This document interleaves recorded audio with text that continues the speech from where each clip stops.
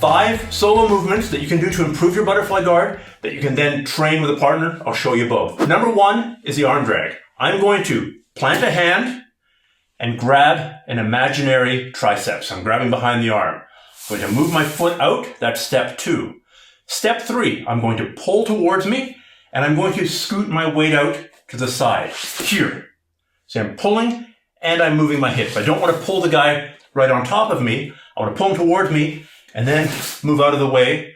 Step 4, I'm going to turn the corner here. Now maybe I take the back, maybe I roll him, maybe I go into a leg lock, but this is a pretty powerful position to get. What that looks like on its own, plant the hand, grab the triceps, move the foot to the outside, pull, and move your hips to the side, then come up and control the hip.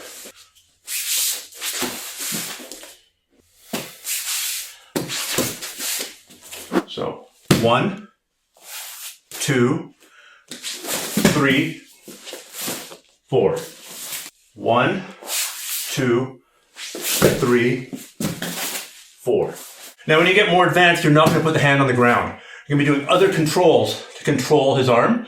And now using this like a rope that you're swinging on, you can move yourself to the side without having to put the hand on the ground. But that initial motion of getting your body the hell out of the way is probably best learned by putting the hand on the ground first. In addition to the arm drag, the other most important attack from the butterfly guard is probably the basic butterfly sweep. I'm going to start in the butterfly guard. I'm going to get control. Typically an underhook under one armpit, overhook over the arm. I'm going to fold the foot on the overhook side under my leg, and I'm going to fall sideways. My ear is going to touch this line here. Finally, I'm going to kick up with this foot and kick off the ground with my support leg. On the other side, under over, that's step 1. 2, fold the leg. 3, fall to the side. 4, kick up and kick off the ground with the ball of the foot. Here, here, there, here. 1, fold the foot, fall, kick, underhook, overhook, fold the foot, fall, and kick.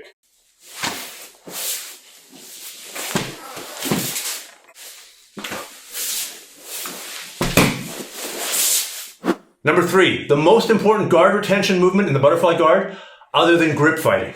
So I'm going to make a frame. I'm going to put an arm on the ground. Now I've got some base. I'm going to bring my feet in towards my butt and I'm going to scoot my hips back. Maintaining the frame, I can repeat the process to make distance very quickly, or I can switch. Variations of this include making a frame just with your humerus, using the bottom third of your forearm to make a frame and push away. Or maybe pushing away with the elbow on the ground until you can come up and come back to a butterfly guard position, a sitting butterfly guard position. So we're here in butterfly guard. Richie starts putting me in a dangerous position that I don't like. Starts folding my legs. I'm going to make a frame. I'm going to plant on the ground. I'm going to bring my feet in, and he's going to drive in towards me. It might take 2 or 3 movements to back up enough to escape.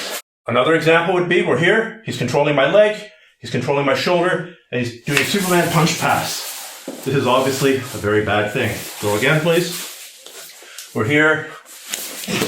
I'm going to make a frame with this elbow. I've got my hand on the ground. As he drives in,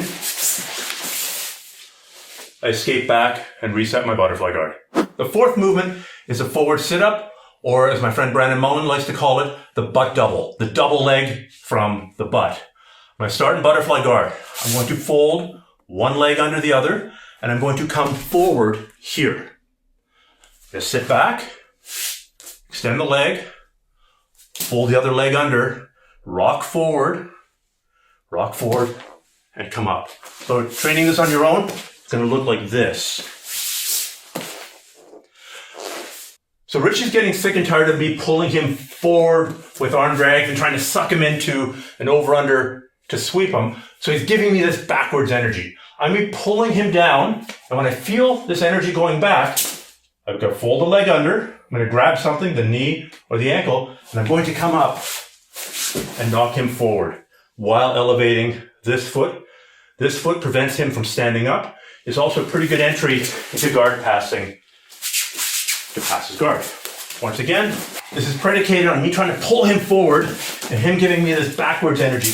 I take that backward energy and I stand up. It's like a force sweep. It's not as effective as the force choke, but it's still pretty good because I went from the bottom to the top. The fifth movement is really important, and I'm amazed how many people don't know it. You don't want to play butterfly guard flat. So you have to go from being flat to sitting up. Butterfly guard is also known as sitting guard. It's not known as lying flat on your back waiting for your opponent to pass you guard.